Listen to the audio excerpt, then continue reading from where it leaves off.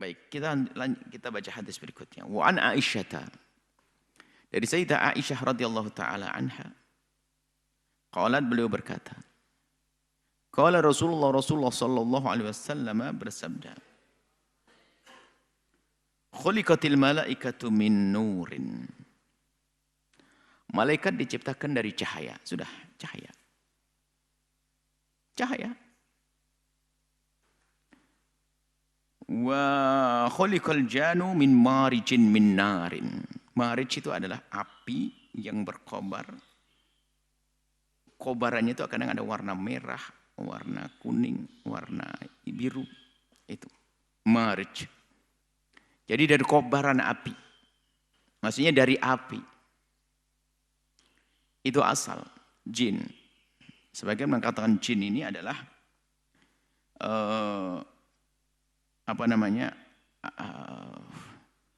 jin itu keturunan daripada iblis. Jadi ada khilaf. Keturunan daripada iblis itu yang membangkang namanya syaitan. Yang patuh namanya jin. Ada yang mengatakan memang jin adalah punya asal sendiri. Ada jin kafir, ada jin mu'min. Yang jelas ada jin yang beriman. Ada yang mengatakan adalah iblis adalah bapak moyangnya semuanya itu, jin dan syaitan. Tidak, yang jelas bukan manusia. Jin ada makhluk Allah yang disebutkan diciptakan daripada api.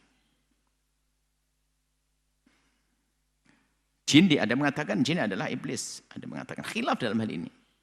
Kan jin iblis Abu Syayatin, bapaknya syaitan. Syaitan adalah. Baik. Itu diciptakan dari jin, syaitan, iblis. Ada mengatakan jin, syaitan adalah satu usul, yaitu dari iblis.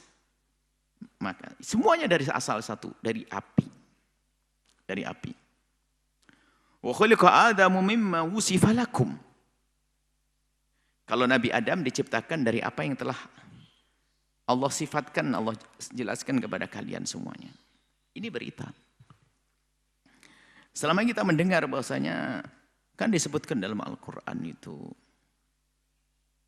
misalnya inna mathala Isa indallahi kamathali Adama khalaqahu min turab. Turab dari debu. Ya kan? Kemudian ada lagi misalnya wa bada'a khalqal insani min tin. Turab, tin. Loh, kok beda?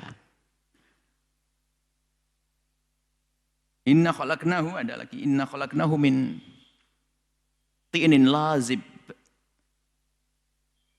Tin itu, kalau tin itu campur air, becek. Kalau lazib sudah mulai mengering. Ada lagi khuliqal insanu min salsalin kal fakhar. Salsal adalah tanah yang liat yang sudah mengering, kal fakhar seperti kendi, genteng, segala macam itu. Ada riwayat dalam Al-Quran itu Allah jelaskan. Nah, Allah menyebutkan bahasanya asal Nabi Adam, kita dari Adam, wa Adam min turab.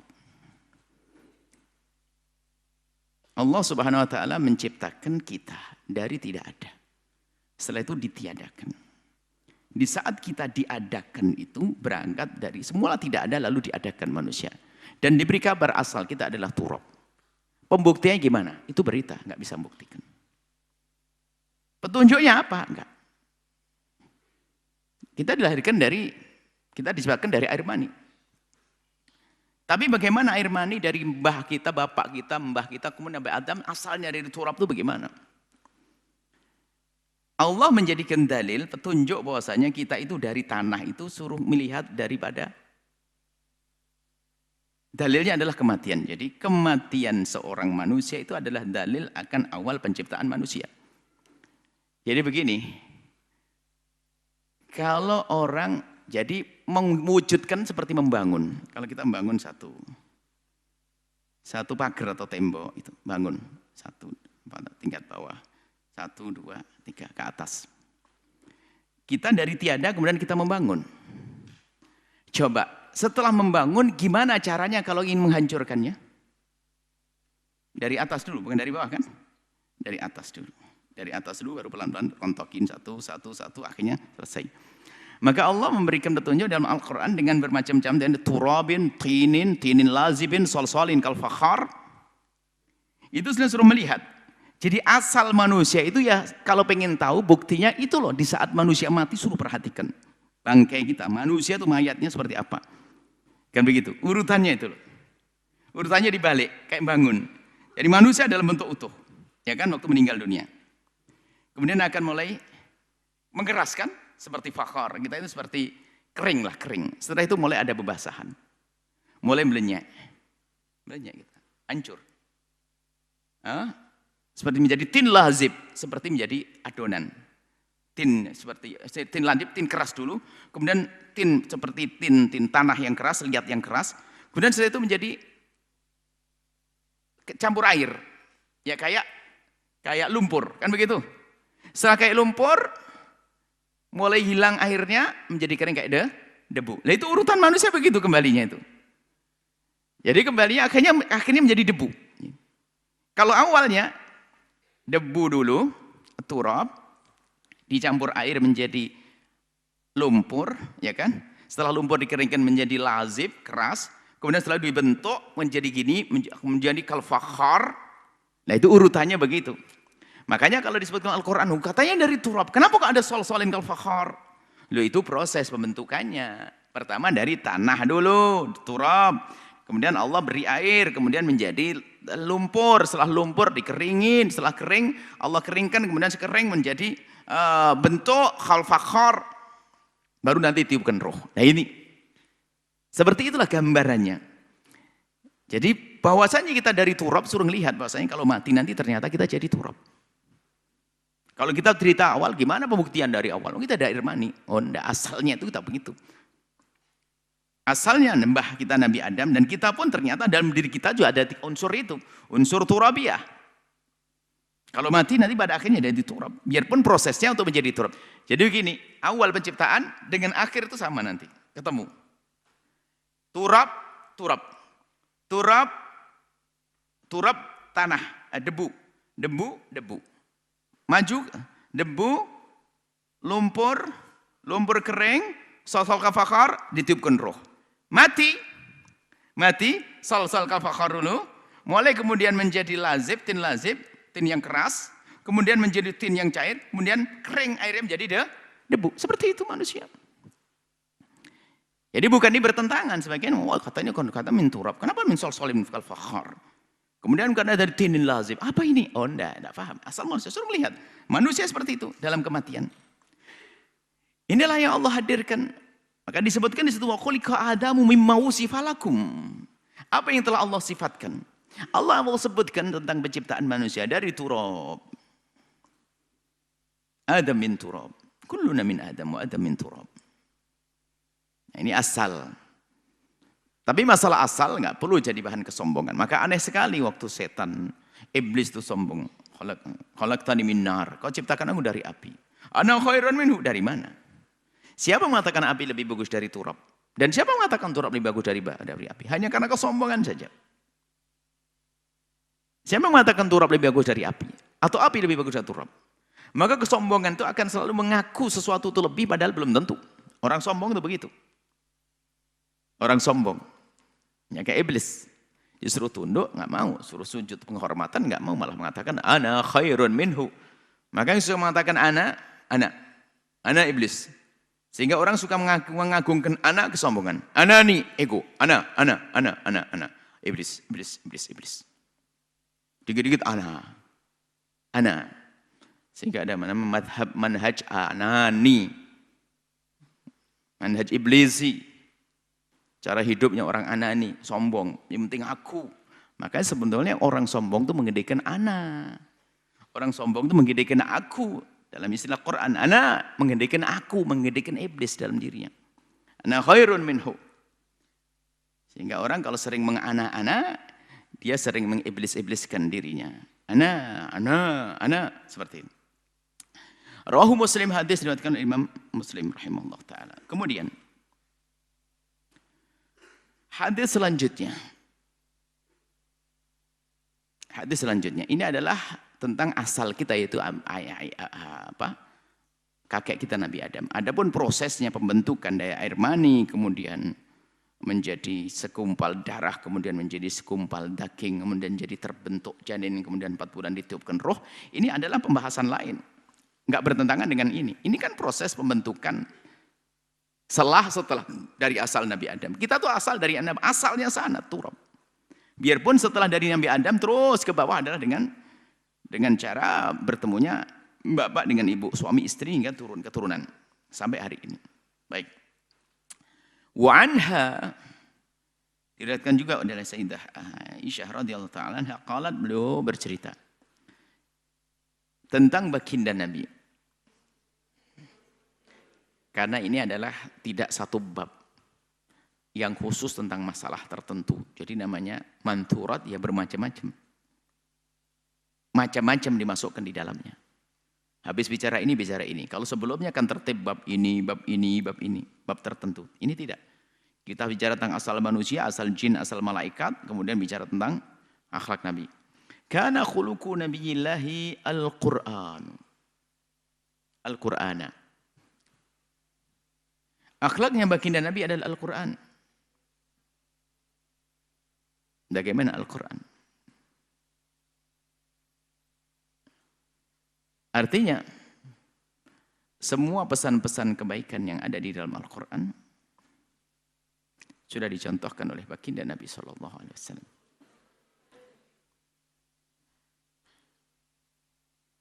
Wa kana khuluquhul Qur'an. Akhlaknya adalah Quran. Beliau adalah hamba yang diturunkan kepadanya Al-Quran. Memahami Al-Quran. Mengamalkan Al-Quran. Kalau sudah begitu berarti akhlak Nabi la yatanaha. Dikatakan tidak berakhir. Begitu agungnya akhlak Nabi. Begitu agung akhlak Nabi SAW. Maka kalau ingin mempelajari akhlak Nabi, ya jangan jauh dari Al-Quran. Jangan jauh dari Al-Quran.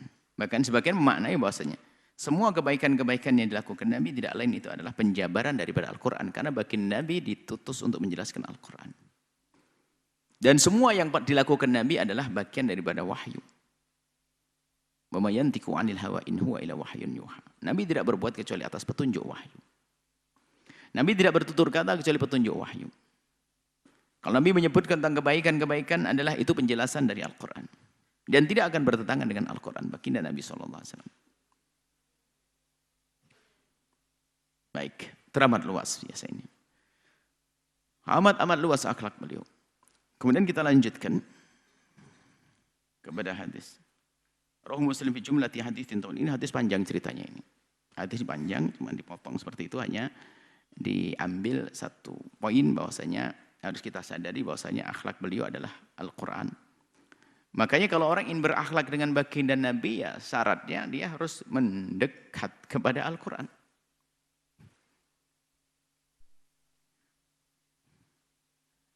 Dan bisa dibalik maknanya, kalau kita merasa dekat dengan Al-Quran, harus berusaha untuk meniru baginda Nabi. Bagaimana orang mengaku dia dengan Al-Quran tapi akhlaknya keras, tidak ada kelembutan, tidak ada kasih sayang? Mana? Karena seolah-olah di sini antara baginda Nabi dengan Al-Quran nggak bisa dipisahkan. Akhlaknya Al-Quran. Karena semua yang ada pada Nabi juga wahyu. Sumbernya sama, yaitu dari Allah Jalla Jalaluh. Ya, maka kalau orang ingin berakhlak mulia, maka hendaknya dekat dengan Al-Quran. Kalau memang kita benar-benar dengan Al-Quran, maka harus dong akhlak yang mulia, seperti yang diajarkan Nabi SAW. Dan ini adalah peringatan sebetulnya. Yang mengaku bahasanya dia dengan Al-Quran, kok jauh dari akhlak Nabi. Berarti itu adalah seperti kata Imam Ali, Al-Quran itu la yatajawazu an hanajirih. Hanya di otak saja, di pikirannya saja, di hafalannya enggak masuk ke hatinya. Dan ini terjadi pada zaman sahabat. Ada orang bacaan Al-Quran, bahkan kalau baca Al-Quran luar biasa, bahkan bisa derai air mata. Tapi hanya di tenggorokan saja dia. Bukan dengan kesadaran bahasa ini harus diamalkan dengan akhlak mulia. Tapi punya hafalan Al-Quran, tapi dia membunuh. Yang dibunuh orang-orang besar, Imam Ali dibunuh. Imam Ali dibunuh. Bagaimana orang yang dikabarkan oleh baginda Nabi sebagai ahli surga minal ashrah. Al-mubasysyirina bil jannati, 10 orang yang diberi kabar oleh baginda Nabi akan masuk surga. Dibunuh. Pembunuhnya adalah orang punya Al-Quran. Maka ini peringatan bagi penghafal Quran, orang yang megang Al-Quran, yang atas dasar Al-Quran dengan Al-Quran. Kalau ternyata tidak tampak kelembutan perilaku, budi pekerti, akhlaknya, maka ketahuilah Al-Quran hanya di otaknya saja, la yatajawwazu an hanajirihi, tidak melewati tenggorokannya, enggak masuk ke hatinya.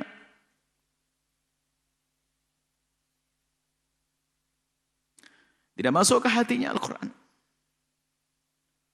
Kalau memang kita dengan Al-Quran, lihat akhlak baginda Nabi Ar-Ra'ufir Rahim. Yang penuh kasih, penyayang, rahmatan lil alamin, wa ma arsalaka illa rahmatan. Diutus oleh Allah sebagai kasih sayang, untuk bukti kasih sayang, untuk tanda kasih sayang, untuk mewujudkan kasih sayang di semesta baginda Nabi. Sampai nama Nabi sama dengan nama Allah.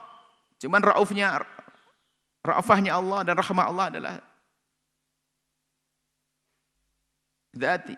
Kalau Nabi diberi oleh Allah sifat-sifat Ra'uf Rahim.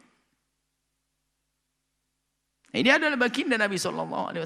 Bahkan beliau mengajarkan bagaimana kita berkasih sayang.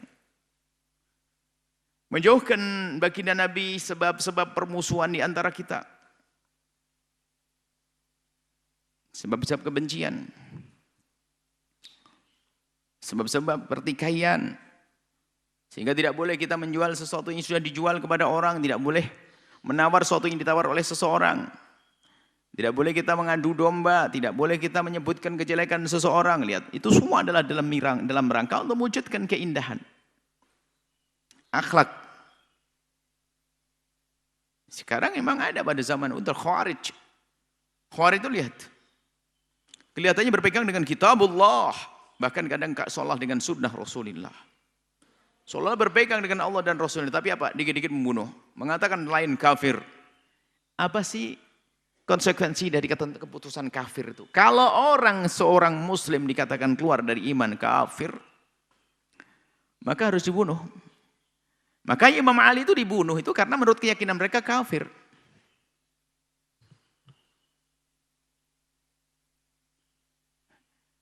Ternyata dia sendiri kafir, la yaqtuluhu illa kafir. Waktu Nabi menunjuk Sayyidina Ali, la yaqtuluhu illa kafir. Berarti dia sendiri keluar karena menganggap orang muslim orang kafir. Khawarij. Dan Khawarij itu benihnya ada pada zaman sahabat. Yang membunuh Imam Ali. Khawarij. Tapi benih itu tetap ada berkembang dari masa ke masa. Maka ada sekelompok dikit-dikit mengatakan kafir, keluar dari Islam, syirik, dan sebagainya. Tidak bertanya dulu bagaimana seseorang meyakini demikian, melakukan demikian, langsung katakan kafir, Khawarij. Karena kalau sudah dikatakan kafir, apa sih? Murtad. Murtad bagaimana hukumannya? Dihilangkan dari dunia, dipenggal. Masya Allah. Itu semua adalah mereka adalah yang seolah berpegang dengan Al-Quran, tapi tidak sesungguhnya berpegang dengan Al-Quran. Mengatakan hukum hanya dengan Al-Quran, dengan Allah. Innal hukmu illallah. Tidak ada hukum kecuali dari Allah. Itu adalah kalimat haqqin. Urida bihal batilu. Ngomongnya kelihatannya dengan Al-Quran, tapi nuruti hawa nafsunya. Semakin orang dekat dengan Al-Quran, maka dia harus semakin lembut dan penuh kasih. Karena Al-Quran adalah Allah ajarkan kasih sayang. Bahkan dimulai dengan sifat Allah, Bismillahirrahmanirrahim. Yang penuh kasih dan penyayang. Dan sebagai hamba kita harus meniru. Kita berkasih sayang kepada sesama. Dan dengan keindahan. Tawanu alal birri wat taqwa. Saling menolong dalam kebaikan. Kita memaafkan. Tidak ngedendam. Memberi, berbagi dan seterusnya. Itu yang diajarkan oleh Al-Quran. Bagaimana ada orang punya program rencana menghancurkan, membunuh, membuat kerusakan di muka bumi? Enggak seperti itu. Ini. Jadi akhlak baginda Nabi adalah Al-Quran. Maka siapapun yang ingin Yang mencintai Nabi, mengaku ingin dekat dengan Nabi, maka harus dekat dengan Al-Quran. Dan siapapun yang dia mengatakan pecinta Al-Quran, maka harus dengan Nabi. Bagaimana benar-benar penjelasan tentang akhlak-akhlak yang ada di dalam Al-Quran? Terjemahnya adalah pada diri baginda Nabi SAW. Dari mulai dari saat bangun sampai beliau tidur kembali, berjalan, duduk, makan, minum, dan seterusnya, berdiri, macam adalah baginda Nabi SAW. Itulah yang dikatakan pada baginda Nabi ada uswatun hasanah. Ada suri toladan yang bagus. Suri toladan. Kenapa harus teladani? Karena Nabi adalah dengan Al-Quran. Nabi akhlaknya Al-Quran.